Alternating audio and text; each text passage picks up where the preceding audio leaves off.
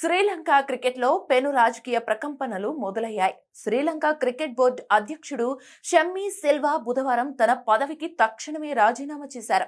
ఈ సంచలన నిర్ణయం క్రీడా ప్రపంచంలో ఒక్కసారిగా కలకలం రేపింది.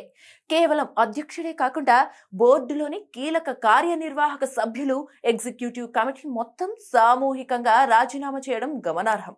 శ్రీలంక క్రికెట్ బోర్డు విడుదల చేసిన అధికారిక ప్రకటన ప్రకారం బోర్డు అధ్యక్షుడు షమ్మీ సిల్వాతో పాటు ఆఫీస్ బేరర్లు అందరూ తమ రాజీనామా లేఖలను సమర్పించారు.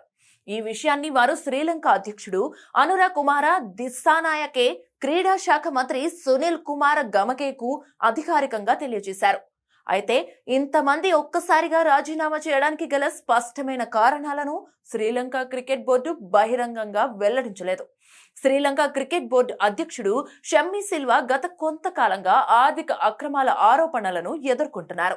ఈ నేపథ్యంలోనే శ్రీలంక క్రికెట్ అడ్మినిస్ట్రేషన్ లో భారీ మార్పులు చోటు చేసుకుంటున్నట్లుగా తెలుస్తోంది.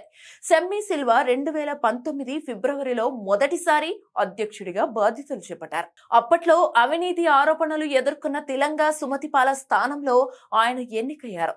వరుసగా 4 సార్లు అధ్యక్షుడిగా పనిచేసిన షమ్మీ సిల్వా అందులో 3 సార్లు ఏకగ్రీవంగా ఎన్నికవడం విశేషం.